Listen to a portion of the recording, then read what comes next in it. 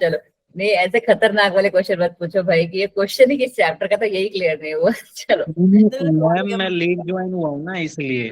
अच्छा, I am so sorry Ajay ji. कोई बात नहीं, हमारी क्लास में ओके ऐसे हंसी मजाक चलती रहती। अजय मैम आपने क्या जी? हाँ जी अरीबा। मैम एक बार बता दो 4 की पावर 3 के लिए तो। अरीबा अब मैं बता तो दिया।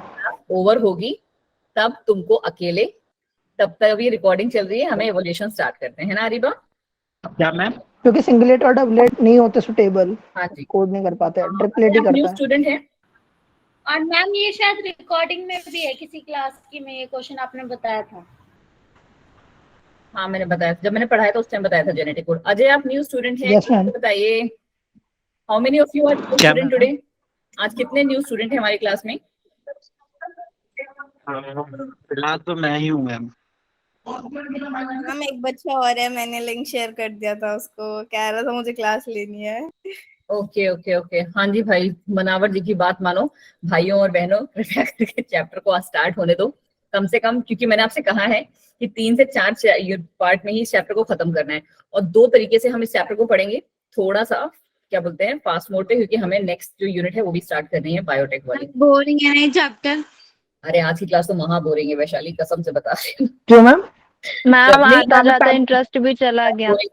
चलो चलो चलो चलो चलो चलो शांत अब, ठीक है, 10 मिनट हो चुके हैं हमारे पास। चलो, good evening everyone, welcome to the class. आज का हमारा जो चैप्टर है दैट इज योर एवोल्यूशन। तो एज ऑलवेज हम क्या स्टार्ट करेंगे एवोल्यूशन के बारे में कि मैम ये जो चैप्टर है कितना नंबर का वेटेज लेता है आपके जो है नीट एग्जाम में। तो ये बेटा मैम जी, नींद तो नहीं आएगी आज के लेक्चर में? ओ ऐसे मत बोलो अरीबा, इतनी मेहनत से तो आ सकती है। हमारे लिए, और तुम कह मैम रही हो नींद नहीं आएगी। आप ही कह रही थी। करते हैं। चलो कोई बात नहीं, 1 से 2 क्वेश्चंस बस इस चैप्टर से पूछे जाते हैं। मतलब क्या, 4 to 8 मार्क्स का ही सिर्फ ये वेटेज लेता है। बट यस, आपको पता है 1 मार्क्स का, इनफैक्ट 0.5 मार्क्स का भी क्या वेटेज होता है हमारे एग्जाम में। तो ये आप इस बेसिस पे कि सिर्फ 1 नंबर का है, छोड़ो यार, कौन मैम पढ़े। इवोल्यूशन तो 1 ही लिखा है आपने। क्या लिखा है? इवोल्यूशन का 1। एवोल्यूशन का 1 कहाँ लिखा है? एवोल्यूशन का 1 मैम बता अरे देती। वो एक एवरेज लेके चलते हैं बच्चा जी, ठीक है। चलो, अब कोई बोलेगा नहीं थोड़ी देर के लिए। चलो, तो 1 से 2 क्वेश्चन हमारे पास इससे आपको यूजुअली देखने को मिल जाते हैं, कभी 1 कभी 2 कभी 1 1 1 1 1। तो इस बेसिस पे लिखा जाता है कि 1, ठीक है। आप समझ आया अब है? तो 0.5 मार्क्स का भी आपके एग्जाम में बहुत वेटेज होता है, तो आप इस चैप्टर को इग्नोर नहीं कर सकते। चलिए जी, आइए, कहानी क्या है हमारे पास कि हमको समझना है। जैसे अभी तक हम लोगों ने सुना होगा क्या कि क्या बोलते हैं हमारे पूर्वज बंदर हैं, राइट? ऐसा ही यस सुना है? मैम। Yes ma'am ma'am. बंदर नहीं, चिंपैंजी थे। अगर अगर अगर अगर आज की क्लास के बाद जब आप लोग जो सीख लेके जाओगे वो ये है कि हमारे पूर्वज बंदर नहीं है, कहीं ना हमें कहीं हमारे जो मैन है और जो मंकी है उनके जो एंसेस्टर्स थे वो सेम है। मतलब जो भी होंगे, बट वो कोई ना कोई जो है रहा होगा वो एक होगा, ठीक है। चलिए जी, क्या कह रहे हैं ये? चुप रहना है 9 बजे तक, उसके बाद बोलेंगे। चलो ठीक है, वो कोई ना कोई एक रहा होगा। बट यही है कि आपने अगर रियल उसमें भी पढ़ा होगा कि मैन और मंकीज में बहुत ज्यादा सिमिलैरिटीज देखने को मिलती है। इनफैक्ट उनके जो क्रोमोसोम नंबर हैं वो भी बहुत ही क्लोज हैं एक दूसरे से, ठीक है। तो इसीलिए मतलब अभी तक वो कहा जाता है कि जो मंकीज हैं वो मैन के पूर्वज हैं। But now you guys know कि मंकी जो है मैन के पूर्वज नहीं है भाई। उन दोनों का जो पूर्वज रहा है ना वो कोई कॉमन है। मतलब they share a common ancestor, share common ancestor, same ancestor लिख देते हैं हम, ठीक है। चलो जी, अब इस क्लास में ना जो आज का हाफ चलेगा, हम आज का क्लास चलेगा वो किस रिगार्डिंग चलेगा? वो चलेगा मैम कि लाइफ जो है वो आई कहाँ से, ठीक है। जो कि अभी तक भी हमको नहीं पता है, आज की डेट में भी हमें नहीं पता कि क्या है कि जो लाइफ है वो कहाँ से ओरिजिनेट हुई। बट हाँ, बहुत सारे सर्टेन क्या बोलते हैं थ्योरीज प्रपोज की गई, सर्टेन अजम्पशंस दिए गए। बट यस, एक बंदा थ्योरी दे रहा है, दूसरा उसको क्या कर रहा है? डिस्प्रूव कर रहा है, ठीक है। यही जो कहानी है लास्ट तक चलती आपको चलती हुई मिलेगी। बट लास्ट जो आज का क्लास होगा वो कहाँ पे आके अटक जाएगा? Theory of biogenesis and abiogenesis जो है वो लगभग लगभग जो है कह सकते हो आप एक क्लोज वो देती है कि हाँ देयर माइट बी समथिंग कि ऐसा रहा होगा और इसी तरीके से हमारी जो है जीवन की उत्पत्ति हुई होगी। ठीक है, हमारी जो लाइफ है वो ओरिजिनेट हुई होगी। तो इसी बेसिस पे हम क्या बहुत सारी थ्योरीज और बहुत सारी जो चीजें हैं वो आज की क्लास में पढ़ने वाले हैं। आ जाइए जी, कहाँ से स्टार्ट होता है हमारा एवोल्यूशन, जो मैंने आपको एक हल्की सी चीज बताई, क्या the branch of life for the study of origin of life. ये वो ब्रांच है साइंस की जहां हम ये पढ़ेंगे कि लाइफ ओरिजिनेट ही कैसे हुई है। तो उसी को हम कहते हैं क्या, बायो एवोल्यूशन या इवोल्यूशनरी बायोलॉजी। ठीक है, नाउ यू नो कि बायो वर्ड हमने क्यों लगाया है, और एवोल्यूशन का मतलब क्या है, ओरिजिन, किसी भी चीज का जो है एंसेस्ट्रल ओरिजिन। ठीक है, तो ये सबसे पहले बात जो कही थी वो कही थी हमारी मेयर जी ने 1970 में। तो हमें जो इसकी डेफिनेशन है ma'am, now I guess we are all clear with this definition. दूसरी बात ये क्या कह रहे हैं भाई, दूसरी बात कह रहे हैं मैम कि एवोल्यूशन का मतलब क्या है। ठीक है, ये हमारा क्या है, बायो एवोल्यूशन, जहां हमने ये सीखा कि लाइफ की उत्पत्ति कहाँ से हुई, ये उसकी डेफिनेशन है। बट एक्चुअली में एवोल्यूशन का मतलब क्या है, तो एवोल्यूशन का मतलब क्या होता है बच्चा जी कि विकास। हाँ जी, एवोल्यूशन का मतलब है विकास भी कह लो या कह लो कि स्लो एंड स्टीडी चेंजेस। ठीक है, स्लो एंड स्टीडी चेंजेस को हम एवोल्यूशन कह सकते हैं कि, और सबसे इंपॉर्टेंट जो चीज है इसकी वो ये है कि एवोल्यूशन जो है वो हमेशा होता रहता है, इट इज कंटिन्यूअस। ठीक है, इट इज कंटिन्यूअस। इनफैक्ट अभी भी अगर आप लोगों, आई डोंट नो आप में से कितनों ने सुना है ये बात या नहीं सुना है, कि अभी भी जो साइंटिस्ट हैं वो ये मतलब मानते हैं कि आज से जो 50 से 60 साल बाद की जो जनरेशन होगी उनका हाइट जो रहेगा ना, दे विल छोटी हो जाएगी। हाँ, 4 to 5 यस मैम, रहेगी। ठीक है, ये मैंने भी सुनी थी बहुत पहले, बड़ा सरप्राइज था, मैंने कहा चलो शुक्र है हम थोड़े लंबे वाले हैं।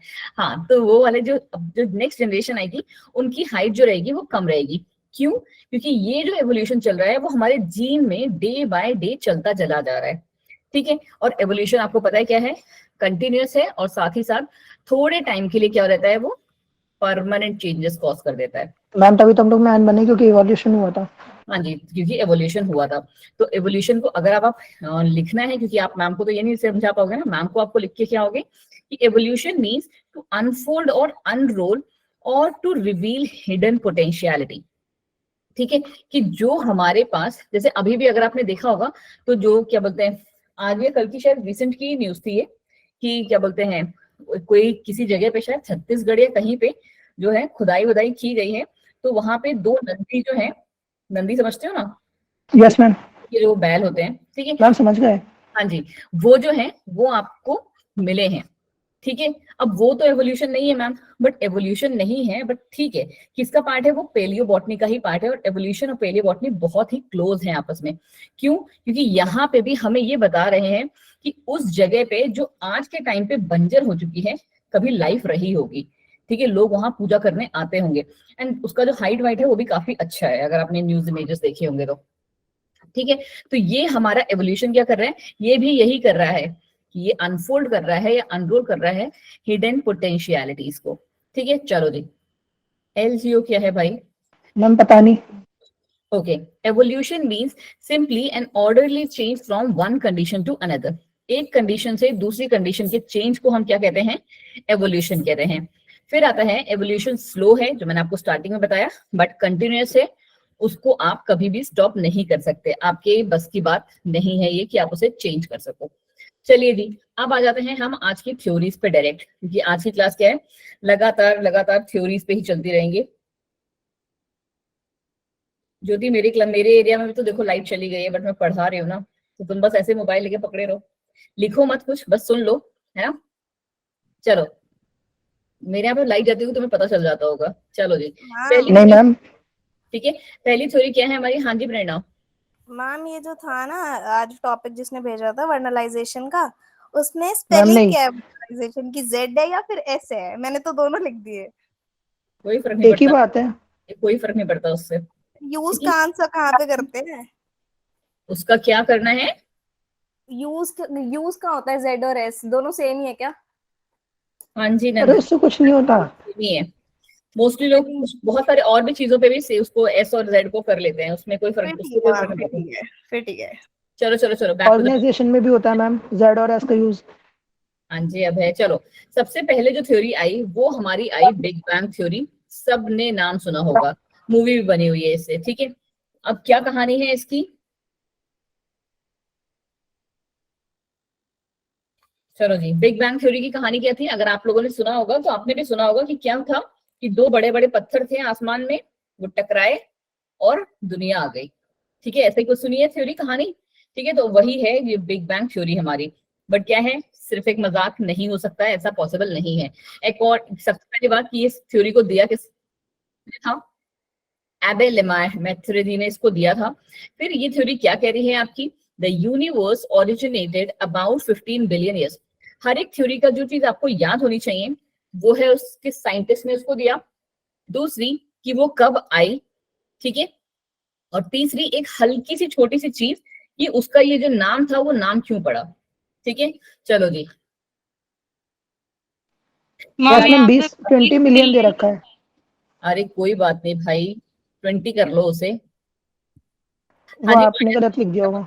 बुक का क्या बोलते हैं, ज्योग्राफी में भी आता है टॉपिक, चलिए जी 20 कर लेते हैं, ठीक है, खुश। चलो जी, 20 बिलियन ईयर्स अगो, ठीक है। अब ये आई कैसे, ये आई मैम हमारी दूसरी चीज ये थी, आई मैम हमारी due to thermonuclear explosion of dense entity, जो मैंने आपको बताई, ये दो चीजें आपस में भिड़ी और लाइफ आ गई, ठीक है। This thermonuclear explosion is called big bang, ठीक है। आगे क्या कहानी है इसकी, आगे कहानी है ma'am these gaseous cloud collapsed. अब एग्जैक्ट वो बता रहे हैं कि क्या हो रहा है कि हमारे जो गैशियस क्लाउड्स थे वो आपस में क्या हुए, उनका कोलैजन हो गया, मतलब कि वो आपस में लड़ गए, और उससे क्या हुआ कि डिस्क शेप्ड एटॉमिक स्ट्रक्चर्स जो थे वो बनने लगे, स्मॉल पार्टिकल्स बनने लगे, जिसको क्या किया, ग्रेविटेशनल फोर्स ने नीचे पुल किया। फिर से सुन लो क्या कहानी हुई, दो क्लाउड्स थे आपस में कोलैप्स हुए, कोलैप्स होने के बाद क्या हुए, वो छोटे छोटे पार्टिकल्स में टूट गए, छोटे छोटे पार्टिकल्स में जब वो टूट गए तो उसको ग्रेविटेशनल फोर्स ने क्या कर लिया, पुल कर दिया, ठीक है। इतनी सी कहानी है, और इस फ्लैट डिस्क लाइक स्ट्रक्चर को हम क्या कहते हैं, सोलर नेबुला। क्या कहा जाता है, सोलर नेबुला। चलिए जी मैम, आई गेस ये वाला लाइन सबके लिए क्लियर है कि हुआ क्या था। व्हेन द अर्थ, एक बार फिर से बता दो, चलो जी कोई बात नहीं, फिर से बता देते हैं क्या कहानी मैंने बोली आपसे बच्चों जी कि ये रहा एक बहुत बड़ा सा बादल, ठीक है, बादल नंबर ए, ये दूसरा बादल, बादल नंबर 2 बी, ये दोनों आपस में क्या हुए, ऐसे आगे आगे आगे आगे और लड़ गए। जैसे पता है ना, जैसे हमारे पहाड़ बनते हैं, ज्योग्राफी में सुना होगा आपने, ठीक है, कि दो प्लेट्स होती हैं, ऐसे करके आती हैं और ऐसे करके पहाड़ बना देती हैं, टेक्टोनिक प्लेट्स कहते हैं, कुछ तो बोला जाता है उनको, पता नहीं, अजीब सा, आई डोंट लाइक। वो तो अर्थ में होती है ना टेक्टोनिक प्लेट, तो जो भी होती होंगी वैशाली, बट क्या बोलते हैं, मेरी मतलब ऐसे ज्योग्राफी और वो बहुत वीक है, बट मैं आपको हल्का सा भी ये बता रही हूँ। हाँ जी मैम थ्योरी के जो प्रपोजल है उनको भी लर्न करें।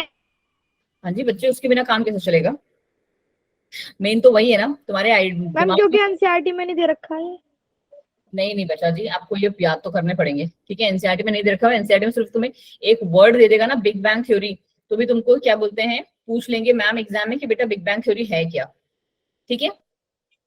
कोई बात, सोलर नेबुला एनसीईआरटी में ज्यादा यही कर रखा है, एक शब्द दे रखा है फिर पूरा एक्सप्लेन खुद कर लो, बस वही है एनसीईआरटी की कहानी। चलो जी, अब थोड़ी देर मैम में ऐसे होता कोई कुछ बोलेगा नहीं, चलो जी। ए और बी बादल क्या हुए बच्चा जी, आपस में आके कोलैप्स किए, लड़े, और जैसे ही आपको पता है ये आपस में लड़े, ये क्या हो गए, छोटे छोटे पार्टिकल्स में टूट गए, ठीक है, छोटे छोटे पार्टिकल्स में टूट गए जैसे ही इनका एक्सीडेंट हुआ, और ये रही हमारी जमीन, इसने क्या किया, इसको पुल कर लिया कि आओ भाई मैम नीचे। एक तरीके से ओले कह सकते हैं, ओले बरस गए। हाँ कह सकते हो एक तरीके से, ठीक है, बट कोई बिना, जैसे कहते हैं ना सर पैर वाली बातें थी ये, कि ऐसा कभी खुद से सोचो ऐसा कभी हुआ होगा, नहीं मैम ऐसा कुछ नहीं होगा। और जो ये छोटे छोटे डिस्क लाइक स्ट्रक्चर्स थे जिनको नीचे पुल किया गया, उनका नाम था सोलर नेबुला, ये याद रखना है आपको। फिर तुम लोग बहुत बात करते हो आपस में, कोई अब मैसेज वैसेज नहीं करेगा, ठीक है। व्हेन द अर्थ सरफेस, हाँ वही प्रेरणा, देखो मैंने जो बोला वही तब तक आपने बोल दिया, कोई भी अब मैसेज नहीं लिखेगा प्लीज। चलो जी, when the earth surface cool down and its temperature decreased to 100 degree, तो वाटर हमारा वहां पे फॉर्म हो गया था, ठीक है। चलो जी, बस इतनी थी हमारी कहानी, बट यहाँ पे आपको वाला टॉपिक थोड़ा समझ में नहीं आया। कौन सा टॉपिक नहीं समझ में आया नीतू? लास्ट वाला, ये जो आपस में जब ये बच्चा ना जब गिरे होंगे तो उस टाइम पे उनका जो टेम्परेचर था ना मैम वो बहुत हाई था, बस ये नीतू इतनी सी बात कह रहा है कि जो ये दो आपस में टकरा के बादल गिरे थे, वो जो बादल, अभय ने जैसे बोला ना कि ओले का हम सिर्फ एग्जाम्पल ले रहे हैं, बट ये ओले एक्चुअली तो नहीं थे ना, ये हमारे क्या थे, एटम्स थे, पार्टिकल्स थे। तो ये जब गिरे थे ना, तो ये कैसे थे हमारे, ये हमारे बहुत ही ज्यादा गर्म थे, बट जैसे जैसे अर्थ के सरफेस पे ये आए तो उन्होंने इसको क्या कर दिया, ठंडा करना शुरू कर दिया, और जब उनका टेम्परेचर 100 डिग्री से और कम हो गया, तब वहां पे क्या, वाटर का फॉर्मेशन हो गया। मामी ने बोल दो, बकवास ना करे, स्क्रीन हाइड हो जाती है। प्रेरणा जी ऐसे नहीं बोल सकते ना बच्चे, ठीक है। एक काम करती हूँ मैं थोड़े टाइम के लिए, कर दो। हाँ जी ठीक है। अब किसी को अगर कुछ पूछना है तो आपने क्या करना है, डायरेक्ट बोलना है, और या फिर क्या बोलते हैं वो करना है। एंड प्लीज ये इमोजी खेलना भी बंद कर दीजिए अब, है ना, थोड़ी देर बैठ के पढ़ लेते हैं। देखो अब हमें जो याद रखना है कि क्या चीज, कि हमें ये तो क्लियर हो गया मैम कि अर्थ का जो ओरिजिन था that was 4.5 billion years ago, ठीक है। उसके अलावा आपको ये पता होना चाहिए कि सबसे पहले कौन आए, ठीक है, सबसे पहले कौन आए। तो सबसे जो ओल्डेस्ट फॉसिल है ना, जो हमारा रिकॉर्ड किया गया था, that was your BGA, blue green algae, ठीक है। उसके बाद क्या हुआ, यहाँ पे ऑक्सीडाइजिंग एटमॉस्फेयर सेटल होना स्टार्ट हुआ। ऑक्सीडाइजिंग एटमॉस्फेयर मतलब कि ऑक्सीजन का जो था लेवल, या कह लो ऑक्सीजन का जो था कॉन्सेंट्रेशन था, वो एनवायरमेंट में या एटमॉस्फेयर में बढ़ने लगा, ठीक है। ये बात कह रहे हैं कि सबसे पहले ओरिजिन हुआ अर्थ का, कौन से ईयर में, 4.5 में, 4.5 बिलियन ईयर्स पहले। उसके बाद क्या हुआ कि ओल्डेस्ट फॉसिल आया, हमारा ब्लू ग्रीन एल्गी, 3.5 ईयर्स पहले वो डिस्कवर हुआ। ऑक्सीजन का कॉन्सेंट्रेशन धीरे धीरे बढ़ने लगा, क्योंकि अभी तक हमारा जो सरफेस था वो कैसा था, दैट वाज वेरी गर्म, ठीक है। तो उस टाइम पे हमारे पास जो ऑक्सीजन थी वो इतना ज्यादा नहीं थी, अमाउंट लेवल उसका उतना नहीं था, but slowly and gradually changes आने लगे। फिर क्या हुआ, सबसे पहला यूकैरियोट आया, कब, 2.0 बिलियन ईयर्स अगो, 2 बिलियन पहले। हाँ जी नीतू, बिलियन मीन्स क्या होता है? अभी बता रहे हैं, अभी बताते हैं, कोई बात नहीं जी, हो जाता है कभी कभी, ठीक है। अब आते हैं क्या, सबसे पहला मल्टी सेलुलर ऑर्गेनिज्म कब आया, that was 0.7 years billion years ago, ठीक है जी। नीतू जी जैसे हम लोग अभी करते हैं ना, क्या बोलते हैं हिंदी में, या फिर कह लो, हाँ हिंदी में कह लो, इंडियन करेंसीज में कहते हैं हम यूनिट प्लेस, ठीक है, 10, ठीक है, और फिर क्या 100, फिर क्या 1000, फिर 10,000, फिर लाख, ठीक है, 10 और लाख, 10 लाख, करोड़, और फिर होते हैं 10 करोड़, किसी में, इसमें 10 थोड़ा करोड़ करोड़ या मैम मिलियन। कोई बात नहीं, जीरो अगर इधर उधर हो गया, ठीक है। ये हमारा क्वेश्चन भी नहीं है। अब जो आपने पूछा ना बिलियंस क्या होते हैं, बिलियंस होते हैं हमारे, जैसे ये हमारी इंडियन करेंसीज को हम ऐसे नोट लिखते हैं, बट जो फॉरेन की करेंसी चलती है ना, they right in the multiple of 3, ठीक है, ऐसे, ठीक है। और नेक्स्ट वो कैसे बढ़ाएंगे, ऐसे, ठीक है। ये हमारा 1 बिलियन होता है, राइट, 1 मिलियन होता है पहले, और फिर उसके बाद ये बनता है हमारा, जब इसमें 3 और ऐड हो जाते हैं, 10 की पावर 9 होता है मैम बिलियन, ठीक है जी। Yes ma'am. ठीक है, ये इतने ईयर्स अगो की बात है, ये मतलब इतने साल पहले की बात, ठीक है जी, क्लियर हुआ। चलो अब आ जाओ आगे, आगे क्या कहानी है इसकी हमारी मैम, आगे कहानी है, हाँ जी मैम मैं क्लास लीव कर रहा हूँ। क्यों अमन, क्या हो गया? मैम पापा बुला रहे हैं।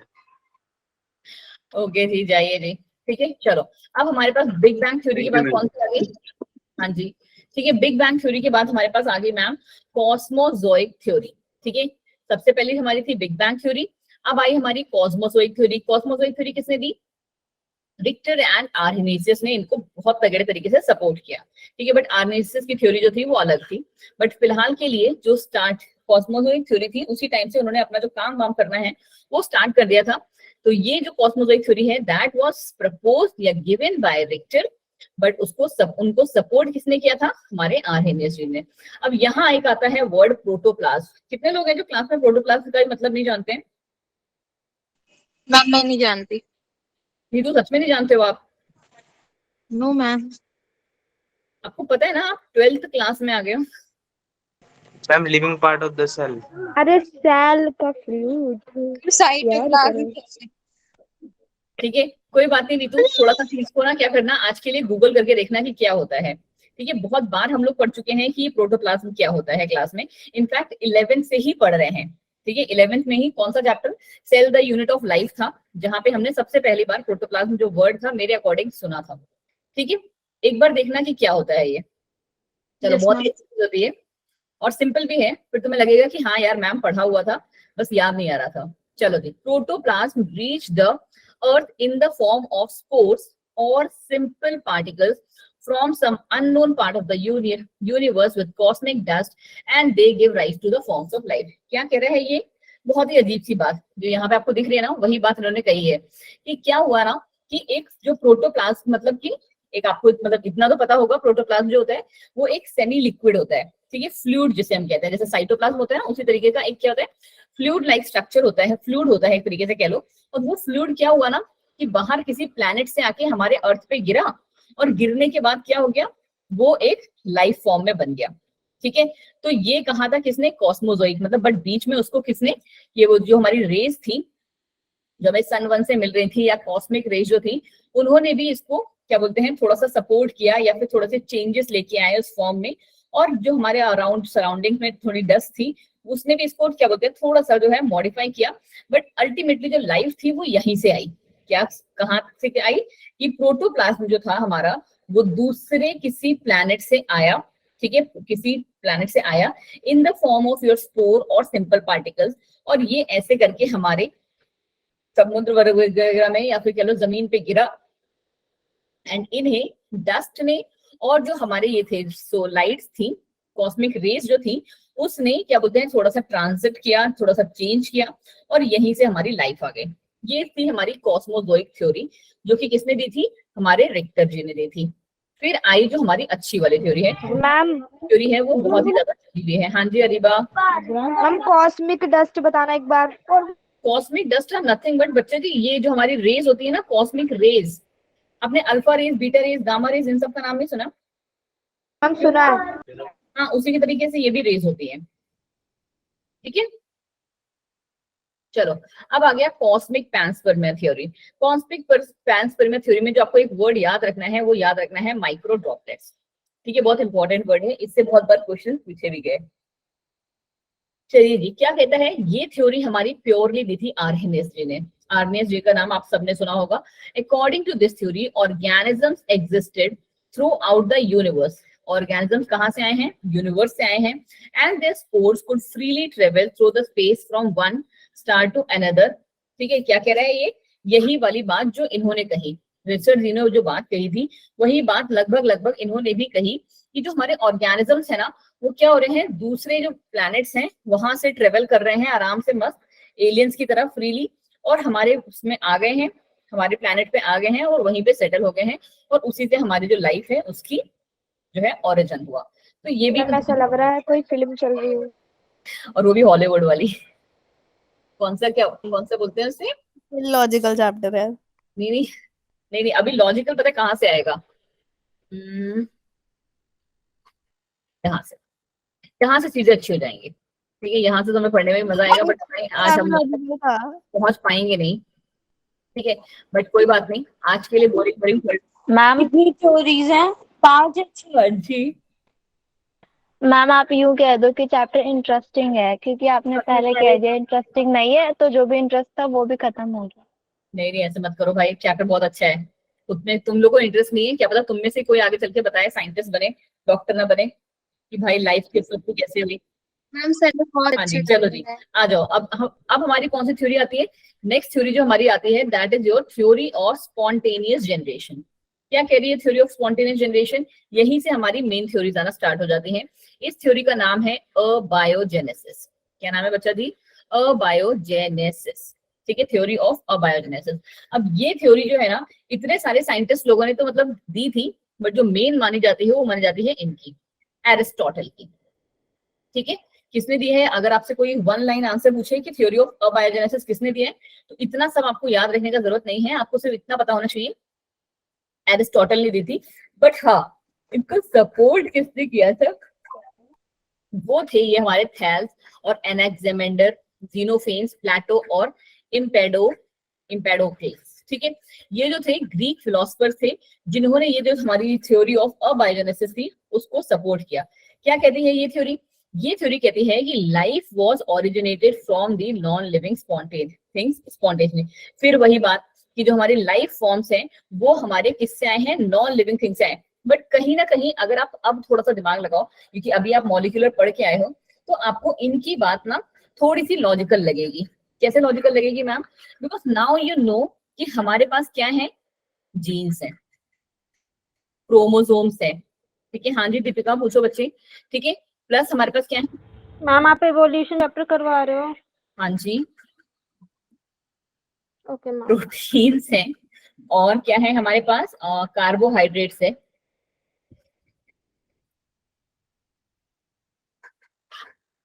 लिपिड्स है। ठीक है, नाउ यू ऑल नो कि कहीं ना कहीं जो हमारी बॉडी बनी हुई है या जो कह लो हमारा जो सेल बना हुआ है वो किन से मिलके बना हुआ है? इन्हीं सबसे नॉन लिविंग। है ना, इन्हीं सब कंपोनेंट से मिलके बना हुआ है। हाँ जी ma'am, now we know this thing. तो कहीं ना कहीं जो इनका पॉइंट था ना that was right, but yes ये भी क्या थे? ये जो थे ये इतने जो है डेप्थ लेवल पे नहीं पहुंच पाए थे। ठीक है, अगर आप इनकी बात मानो कि जो हमारा लाइफ बना है वो ऐसे कंपोनेंट से मिलके बना है, दैट्स ट्रू। ठीक है, बट ये जो चीज थी कि जो ये कंपोनेंट्स के नेम वेम थे इनको नहीं बता पाए, बजाय इसके इन्होंने क्या बोल दिया भाई? इन्होंने बोला कि क्या है कि अगर आप क्या बोलते हैं एक कपड़ा भिगो के रख दो जिसमें थोड़ी चीनी वीनी लगा के, तो जो चूहा है वो अपने आप आ जाएगा 21 दिनों बाद। बट क्या ऐसा है? नहीं है भाई, ऐसा नहीं है, क्योंकि जो चूहा है वो ऑलरेडी कहीं प्रेजेंट है और वो उसकी स्मेल से आ रहा है। ठीक है, वो खाने को खोज करते हुए आ रहा है। और इसी को मतलब जैसे वॉन हेलमेंट ने जो ये चूहा वाला एग्जाम्पल दिया, एक और साहब है हमारे एरिस्टोटल जी ही, उन्होंने कैसे बोला था कि आप लोग जानते हो क्या बोलते हैं गांव में क्या होता है जब गेहूं वगैरह जो होता है उसको क्या बोलते हैं उसको, गेहूं को जब निकाल दिया जाता है उससे, ठीक है, जब खेत से निकाला जाता है तो क्या होता है जैसे फसल जो ऐसे पड़ी होती है इकट्ठा करके उसको ढेर बना के रख देते हैं ना, यस मैम। ऐसे करके गेहूं का जो है ढेर वेर बना के रख देते हैं। उसके ऊपर कुछ लोग क्या कर देते हैं कि क्या बोलते हैं उसे कवर करते हैं अपने घर से, वो कुछ झोपड़ी टाइप से बना के ऐसे, है ना मैम लंबा सा होता है।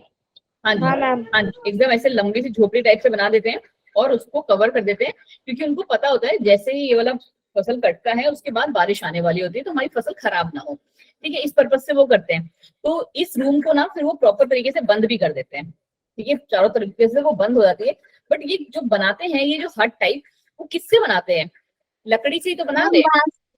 घास कह लो, लड़की लिख रही हूँ मैं, नहीं सही तो लिख रहे हैं। ठीक है, लकड़ी, ठीक है, लकड़ी से तो बना रहे हैं, या कह लो आप घास फूस जो होती है, जो इसकी गेहूं की बालियां ही बोलते हैं ना, शायद बालियां या डंडियां होती है, उसी से तो बना रहे हैं ये। ठीक है, तो क्या कोई भी लिविंग ऑर्गेनिज्म इसको क्रॉस करके अंदर नहीं जा सकता? जा सकता है। तो ये जो बात थी इन्होंने क्या कही कि जो ये गेहूं का ढेर है ना, इसको आप ऐसे ही बना के छोड़ दो, 21 दिन बाद इसमें से चूहे बनने लगेंगे। तो भाई ऐसा नहीं था, या कुछ और कॉकरोच आने लगेंगे, कीड़े बनने लगेंगे, बट ऐसा नहीं था, क्योंकि हमें पता है, अब हमें मतलब पता है कि बाहर ये पहले से ही प्रेजेंट हैं और वो उसके पास क्या बोलते हैं अपना खाने को ढूंढते हुए आते हैं। ठीक है, चलिए जी, एरिस्टोटल ने स्टार्ट किया, साथ में इतने सारे फिलोसफर्स ने भी इनको सपोर्ट किया, और बहुत ज्यादा सपोर्ट किसने किया? वॉन हेलमेंट जी ने सपोर्ट किया था इनको। और इन्होंने यही जो था बताया कि he claimed for formation of mice in 21 days if sweet soaked dirt shirt is kept in the wheat bran। वही कि अगर किसी क्या बोलते हैं आपकी जो शर्ट है उसको हम वीट ब्रांड, मतलब वही जो उसकी घास फूस होती है वीट की, ठीक है, उसमें अगर डाल दे तो भी हमारे पास क्या कीड़ जो है चूहे वूहे आ जाते हैं। थ्योरी ऑफ स्पॉन्टेनियस जनरेशन, इसी का नाम अबायोजेनेसिस है, प्लीज भूलना मत, बहुत ही इंपॉर्टेंट है ये। Was this proved by Francesco Redi ji साहब थे जिन्होंने इसको डिसअप्रूव किया। साथ ही साथ कौन आए? स्पेलेंजेनी, मतलब एबेलेजारो स्पेलेंजेनी इनका पूरा नाम है, बट हम लोग स्पेलेंजेनी करके बोलते हैं। और सबसे तगड़ा आए हमारे लुइस पास्चर। जिन्होंने तो क्या तबाही ही मचाई हुई थी। ये रहा कुछ उनका सीक्वेंस। अगर आपको याद होता है तो याद कर सकते हैं, बट जो यहाँ पे आपको याद करना है, जैसे मैंने आपको अभी बताया था कि यहाँ आपको याद करना है वर्ड माइक्रो ड्रॉपलेट्स। ठीक है, सिंपली आप क्या बोलते हैं देख सकते हो कि ये इसकी डेफिनेशन क्या है। वैसे ही आपको यहाँ पे याद करना है फोटोसेल्स। ठीक है, इंपॉर्टेंट। मैम हाँ जी, इतने सारे प्रपोजल्स को कैसे याद करेंगे? हम कोई ट्रिक? फिलहाल तो ट्रिक नहीं है, बट यस मैम आप कह रहे निमोनिक हो बनाते हैं ना, निमोनिक बनाते हैं, निमोनिक याद रह जाते, लेकिन ये याद नहीं रहता याद क्या किया था। मैम नेम याद नहीं रहते। वही। नहीं पता है अरीबा, इतना भी टफ नहीं है। पता है तुम क्या करो ना, इसको 2 पार्ट्स में डिवाइड करके करो। मैं बताती हूँ तुमको, एक छोटी सी हेल्प करती हूँ, बहुत ज्यादा तो नहीं, क्योंकि आपको पता है कि आपकी ma'am is very much poor in making mnemonics and all. आप क्या करो ना, इस चैप्टर को जब नोट्स बनाना ना, तो 2 तरीके से बनाना। 2 तरीके मैम मतलब, एक जो पेज बनाना ना, उसमें सिर्फ और सिर्फ इतना कंटेंट लिखना। ठीक है, क्या ईयर, फिर नेम ऑफ साइंटिस्ट, बस साइंटिस्ट ही लिख दो। ठीक है, साइंटिस्ट, और उसके बाद उन्होंने जो था प्रपोजल क्या दिया, प्रपोजल कह लो या फिर कह लो थ्योरी नेम। प्रपोजल बाद में, पहले लिख लो थ्योरी का नाम। ठीक है, और फिर एक हल्की सी लाइन अगर आपको लिखनी है, हल्की सी, मैंने कहा 1 से 2 लाइन कि उन्होंने क्या प्रपोज किया, बस इतना सा। ठीक है, इतना सा एक पेज का बनाओ, ताकि आपको क्या रहेगा, कम से कम लास्ट के लिए आपको जो मेंस है, प्री वाला जो एग्जाम्स है, उसके लिए आपको ये रहेगा कि हाँ आपको ये सारे थ्योरीज के नेम जो है सीक्वेंस वाइज याद है। अभी अगर आप ये कह रहे हो बच्चे, तो अभी जब ब्रेन वाला पढ़ोगे तब तुम्हारा क्या होगा, ह्यूमन एवोल्यूशन सबसे टॉपिक। ठीक है, तो और दूसरे जो आपने करना है वो फिर आपने डीप में लिखना है, डेप्थ में लिखना है। ठीक है, इससे ज्यादा अच्छी हेल्प मैं नहीं कर सकती, बस यही एक हेल्प है। चलो, अब हमारे पास कौन आए भाई, स्पेलेंजनी। ठीक है, स्पेलेंजनी कौन है, इटली के थे। 1767 में इन्होंने अपनी थ्योरी दी, he boiled vegetables and meat to prepare a sterilized nutritive soup. अब इनकी कहानी जो थी ना, ये लगभग हमारे लुईस पॉस्चर जैसे वाली कहानी थी। ठीक है, बहुत ही अच्छे थे। एक जो सबसे माना जाता है ना, वो माना जाएगा हमारा ओपरायन और हेल्डेन का, इसके बाद आएगा शायद वो। ठीक है, और यही हमारा लास्ट है। 3 ही रह गई हैं, कर लेते हैं ना, आज की क्लास में सारी थ्योरीज खत्म हो जाएंगी हमारी। क्या था स्पेलेंजनी का, देखो जितना जितना बोल रहे हैं ना, उतना उतना ही सुनो, उससे ज्यादा एक्स्ट्रा दिमाग लगाने की जरूरत नहीं है। 1967 में आया, क्या किया इन्होंने, सिंपली वेजिटेबल्स को और ना मीट को बॉईल किया, ताकि देखो मुझे नहीं पता आप में से कितने लोग जानते हैं कि व्हाट इज स्टेरिलाइजेशन, जानते हो? क्या मैम? मैम मेल्स में होता है नहीं तो? मैम सेक्सुअली एक्टिव नहीं होता। अरे नहीं यार, मैम पता है ये तो स्टेरिलाइजेशन मैम रिप्रोडक्टिव पार्ट हटा मैम देती है। फर्टिलाइजेशन नहीं होता है, सर्जिकल नहीं नहीं नहीं नहीं, रिप्रोडक्शन से बाहर आ जाओ भाई। मैम। अच्छा, आपको ये मैम पता ये है? बायो वाले बच्चे मैम एक केमिस्ट्री से रिलेटेड है बट याद नहीं आ रहा। ये सही बोली लड़की। ऑटोक्लेव पता है? मैम ये ड्राइंग कुछ होता है ना, एक्सपोजर में जो आ जाता है बाहर। नो मैम इसका नहीं पता। ये तीनों वर्ड्स में से कुछ जानते हो? No ma'am. मैम बीच वाले अब की बीच वाला मीनिंग पता याद है नहीं आ रही बस। अरे नहीं यार, बीच वाला जो तुम बोल रहे हो अबे, वो नहीं, वो है, वो मैं नहीं पूछ रही हूँ। तुम पूछ रहे हो, बता रहे हो ह्यूमन रिप्रोडक्शन वाला, वो नहीं पूछा जा रहा है। देखो यहाँ पे ना एक हमारे पास डिवाइस होती है, उसका नाम है ऑटोक्लेव। मोमोज सबने खाए मैम होंगे ना? किसी चीज को बैक्टीरिया से फ्री कर देना। हाँ जी राधिका, मैम बिल्कुल सही डिस्ट्रॉय बोली करने लड़की। की। चलो चलो चलो चलो, अब मेरी बात सुनो। ठीक है, ये हमारे पास इस तरीके का एक मशीन होता है, जैसा तुम्हारे मोमोज वाले नहीं होते हैं, ठीक है, उसी तरीके की ना एक मशीन होती है, ऑटोक्लेव कहते हैं उसे हम। ठीक है, आजकल तो 2 तरीके की आती है, इलेक्ट्रिकल भी आती है और जो आग वाली होती है वैसी वाली भी आती है। ठीक है, हमारी लैब में भी है ये, बहुत ही जैसे कहते हैं ना सबसे रिस्की इक्विपमेंट मतलब कि औजार। ठीक है, सबसे रिस्की इक्विपमेंट होता है ये हमारी लैब का। क्यों? क्योंकि मैम जब हम ना इसको ऑन करते हैं ना, प्लग लगाते हैं इसमें, तो इसका जो प्रेशर आपको दिखाता है ना, वो दिखाता है 15 LVS। 15 LVS। ठीक है, अब LVS मत पूछना कि क्या है ma'am, LVS is nothing but the unit, pressure को मेजर करने की यूनिट। 15 है ये, 51 नहीं है, LBS, ठीक है। अब याद रहेगा ये ना प्रेशर को मेजर करने की यूनिट है हमारी। अब ना ये करता कैसे है काम, 15 LBS, मुझे नहीं पता आप में से कितने लोग जानते हो नहीं जानते हो, बट अगर ना 15 LBS पे रखा हुआ ऑटोक्लेव कभी ब्लास्ट करता है ना, तो वो अगर आपने कभी न्यूज में पढ़ा होगा कि किसी के घर में, तुम्हारे पड़ोसी के घर में सिलेंडर फट गया या कुछ हो गया घर वाला न्यूज, ठीक है, तो उससे भी 3 टाइम्स ज्यादा वाला जो है डैमेज क्रिएट करता है वो, ठीक है। इसीलिए जब भी बंदा ऑटोक्लेव पे काम कर रहा होता है ना, तो वो उसके पास में ही रहता है, सो दैट क्या हो कि अगर उसका टेम्परेचर जैसे ही 15 LBS तक पहुंचे आप तुरंत बंद कर दें। मतलब जो ये ऑटोक्लेव है ये करता है इससे भी ज्यादा टेम्परेचर को और ये कर सकता है, बट यहाँ पे हो क्या रहा है ना कि नीचे ना पानी है आपके पास, ठीक है। यहाँ पे आपने क्या रखे हुए हैं 15 LBS के लिए, यहाँ पे आपने जैसे अभी इन्होंने बताया कि एक जार में उन्होंने क्या किया, वेजिटेबल सूप और ये सब लिया और उसको ना बॉईल कर रहे हैं। अब 15 LBS टेम्परेचर, सोचो जो तुम्हारा जैसे डॉक्टर्स बोलते हैं, जैसे पहले, अभी तो क्या RO लग गए हैं सबके घर में, पहले लोग क्या बोलते थे कि पानी को गर्म करके पियो ताकि तुम्हारे वो जो है बैक्टीरिया जो है वो मर जाए, कीटाणु मर जाए। तो हम ये क्या कर रहे हैं, और तुम लोग तो और भी अच्छे से जानते होगे, स्टेरिलाइज करना।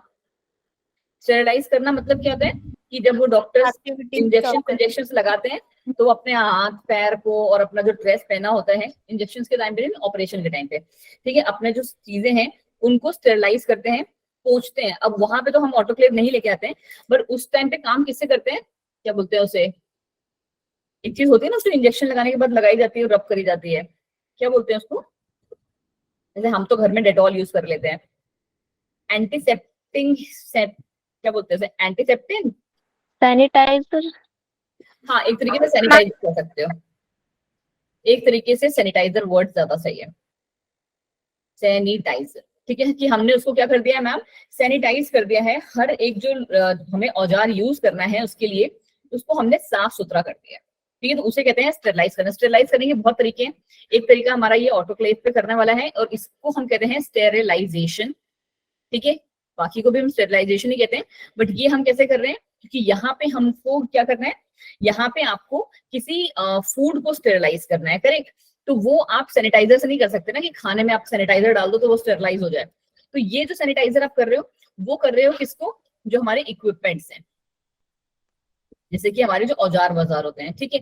अब पॉस्चराइजेशन क्या होता है वो मैं फिर कभी पढ़ाऊंगी आपको, बट अभी क्योंकि हमें थ्योरी खत्म करनी है ना, ठीक है। बट वो भी आप ये समझ लो कि क्या करना है, मिल्क को ना हम बॉईल करते हैं ऐसे टेम्परेचर पे ताकि उसको बहुत लंबे टाइम के लिए चला सके, बस इतना समझ मैम लो। इन्होंने तो पेस्चुरेशन दिया था ना, लुईस पेस्चर ने। हाँ जी, इसीलिए मैंने आपको आपके सामने नाम दिया है। जस्ट 1 सेकेंड बच्चा जी।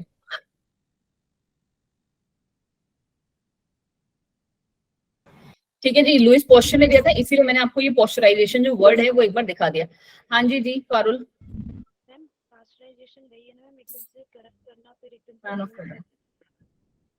ठीक है। अब सुनो मेरी बात, क्या हुआ कि इन्होंने वेजिटेबल और मीट को लिया और उसको स्टेरिलाइज कर दिया। अब आपको पता चल गया है कि स्टेरिलाइज का मतलब क्या हुआ, एक पर्टिकुलर टेम्परेचर पे इतना हीट कर दो कि कोई भी माइक्रो ऑर्गेनिजम्स के रहने की गुंजाइश ना हो उसमें, ठीक है। अब आपको इतना चीज समझ में मर जाए वो, हाँ सारे मर जाएं।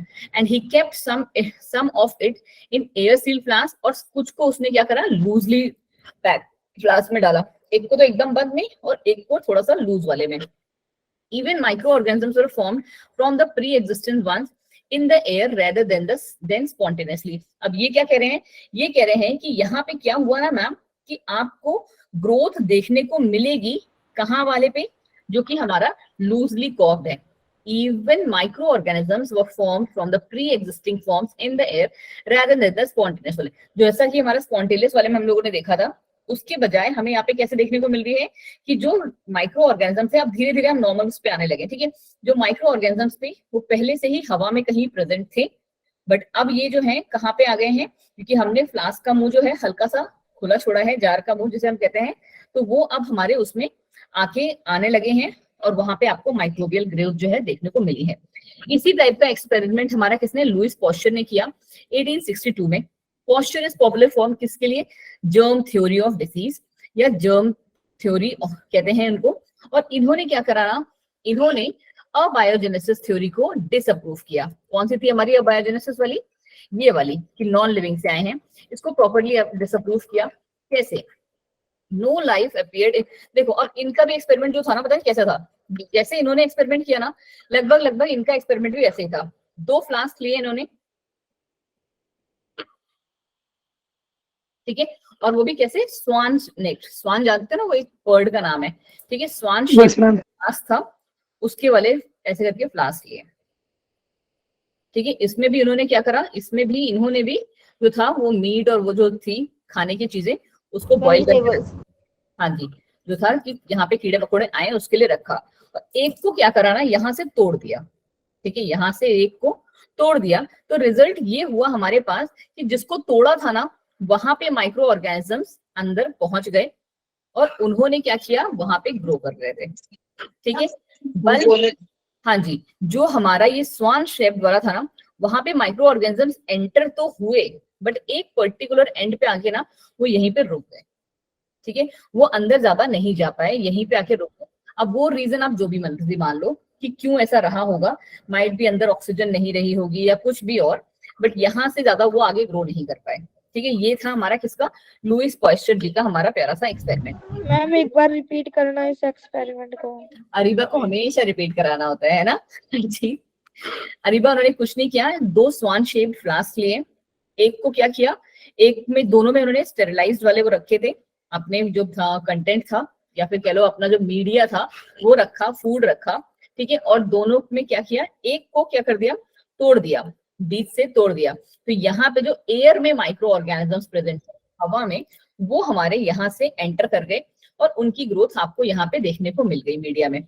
बल्कि जिनका जो फ्लास्क शेप जो था लंबा सा था, वहां पे हमारे एक पर्टिकुलर पॉइंट पे आके हमारे माइक्रो ऑर्गेनिजम्स जो थे वो अंदर नहीं बढ़ पाए, वो यहीं पे कलेक्ट होके रह गए।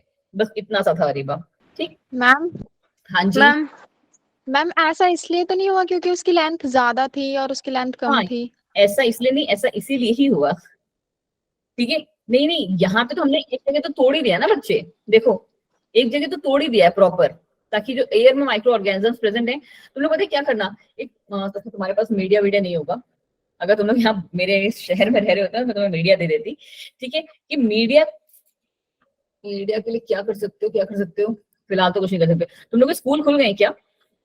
No ma'am, no ma'am. School अगर खुल जाए ना तो अपनी मैडम से मांगना, मीडिया होता है, ठीक है, तो वो तुम्हारी लैब में बहुत इजीली मिल जाएगा।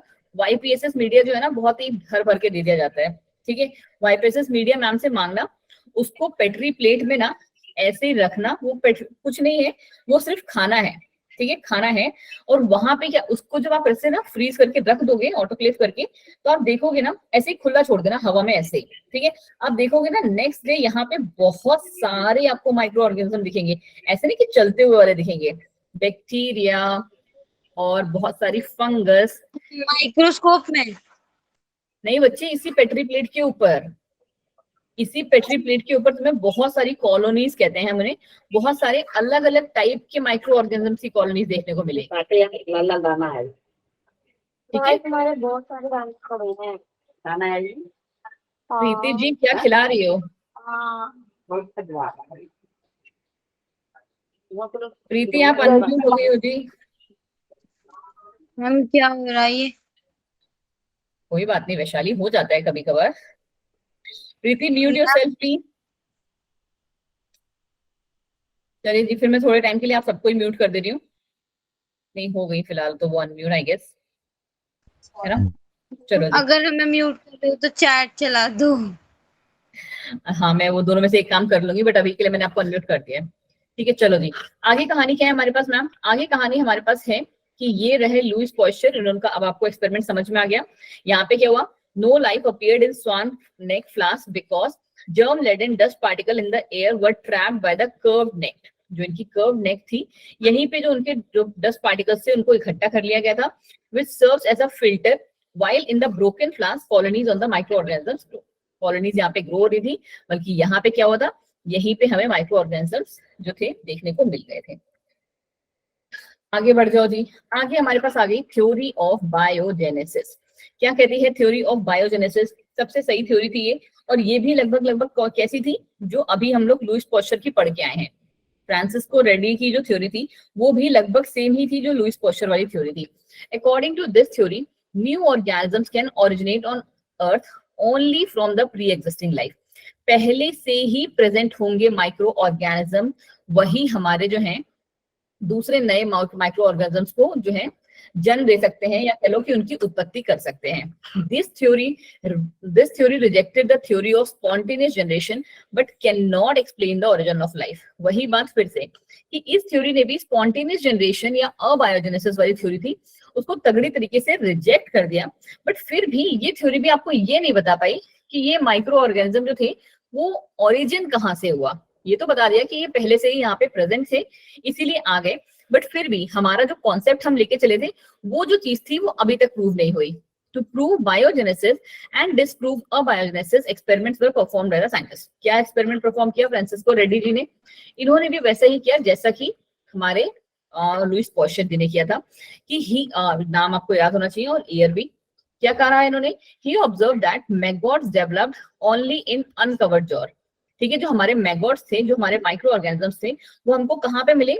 जो कि हमारे अनकवर्ड वाला जार था उसमें देखने को मिले। While maggots could not develop in the meat in the closed jar, बल्कि जो क्लोज्ड वाला जार था उसमें आपको देखने को नहीं मिले। This prove that the larva were formed from the eggs, कि जो लार्वा था वो हमारे एग से बन रहा है, but the flies in the open jar. ठीक है, कौन सी थी? जो हमारे ओपन जार वाले फ्लाइज थी उनसे। Since the meat in the closed jar could not be visited by flies, so no larva developed and the life originated from the pre-existing। क्या किया इन्होंने? बहुत ही सिंपल सा एक्सपेरिमेंट कि इन्होंने जो थी मटकी ली, मटकी नहीं फ्लास्क, सॉरी, ठीक है, इन्होंने जो थी फ्लास्क हमारे लिए दो, और दोनों फ्लास्क में बराबर से फिर से क्या डाल दिए? फूड आइटम डाल दिया जिसे हम कहते हैं, और यहाँ पे उन्होंने एक को क्या कर दिया? प्रॉपर तरीके से बंद कर दिया। ठीक है, प्रॉपर तरीके से बंद कर दिया, और एक जो था हमारा वो ओपन था। ठीक है, अब यहाँ पे उन्होंने देखा कि जो मक्खियां थी, मैगॉट्स जिन्हें हम कह रहे हैं, ठीक है, वो आए दोनों के पास, क्योंकि उसके माउथ पे जो था, जो उसके टिप था, वहां पे आपको नोटिस किए गए, बट अंदर नहीं देखने को मिले। ठीक है, बल्कि यहाँ पे क्या हुआ कि ये मैगॉट्स जो थे अंदर गए और अपना जो था अंडे जो थे उनके वो भी उन्होंने यहाँ दिए, और उसके बाद वो यहाँ से उड़ गए। ठीक है, तो ये क्या था? उनका लार्वा। ठीक है, ये उनका लार्वा था। तो यही चीज उन्होंने बताई कि जो हमारी लाइफ है वो कहाँ से आ रही है? पहले से ही जो मैगॉट्स थे वो प्रेजेंट थे और उन्होंने ही इनको जन्म दिया है। हाँ जी रीतू। मैगॉट्स मीन्स मक्खी, मच्छर, कोई भी कीटाणु आप ले लो। Yes ma'am. उसी टाइप की फ्लाइज होती है एक तरीके से ये। ठीक है, यस कीड़े। हाँ जी, कीड़े कह लो। चलो अब आगे हम लोग कौन से पे? सबसे लास्ट थ्योरी पे, modern theory of origin of life, जिसको कहीं ना कहीं लोग कहते हैं कि हाँ यही जो थी थ्योरी थी हमारी और यहीं तक आज हम पढ़ेंगे। ठीक है, उसके बाद आपकी क्लास ओवर है, कि यही जो थी हमारी सबसे एक्सेप्टेड थ्योरी थी, बट मुझे ना बिल्कुल भी अच्छी नहीं लगती ये थ्योरी, बिकॉज मुझे मतलब कहीं से भी ना रिलेटेबल नहीं लगती। ये अगर आपको देखोगे ना, ये आपको कहाँ से पहुंचा देगी? जो हमारी अबायोजेनेसिस वाली थी वो। बट हम इसको क्या बोलते हैं? केमिकल एवोल्यूशन वाला पार्ट लेते हैं, कि यहाँ पे जो हमारी लाइफ आ रही है ना, ये इन्होंने पूरा सेटअप तैयार किया हुआ है। बेसिकली ये ओपेरॉन हेल्डेन मॉडल है। अगर आपने अपना उसमें क्या बोलते हैं एनसीईआरटी खोल के बैठे होगे, ठीक है, ओपेरॉन हेल्डेन मॉडल है।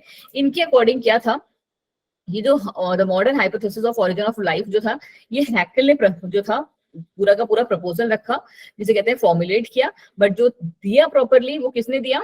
वो हमारे ओपेरॉन और हेल्डेन जी ने दिया। दोनों के दोनों हमारे इंग्लैंड के बॉर्न थे, और इसको जिस बुक में पब्लिश करवाया, that was your origin of life in the year 1938।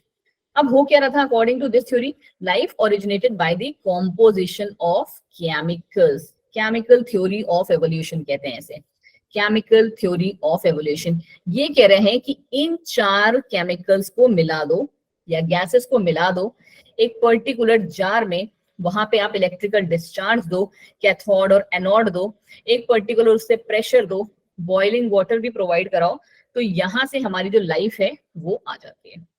ये इस थ्योरी की कहानी थी, और यहाँ से जो क्वेश्चन पूछे जाते हैं वो यही से पूछे जाते हैं कि कौन कौन सी गैसेस थी जो हमारी उस जार में प्रेजेंट थी। तो वो थी हमारी कौन सी?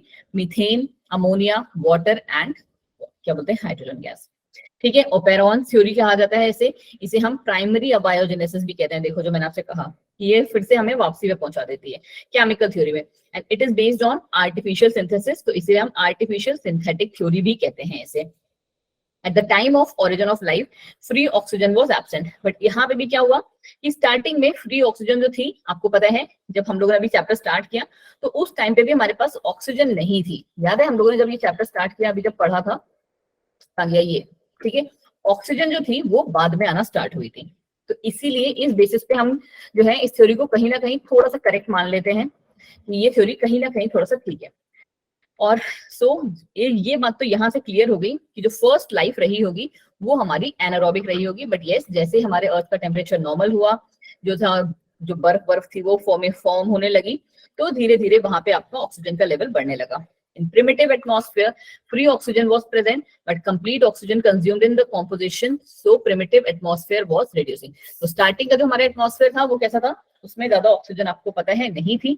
बट यस, जैसे जैसे धीरे धीरे सेटलमेंट हुआ तो आपकी ऑक्सीजन जो थी वो आपको वहां पे देखने को मिल गई थी। ठीक है जी, ये रहा हमारा ओपेरन और हैडन का मॉडल।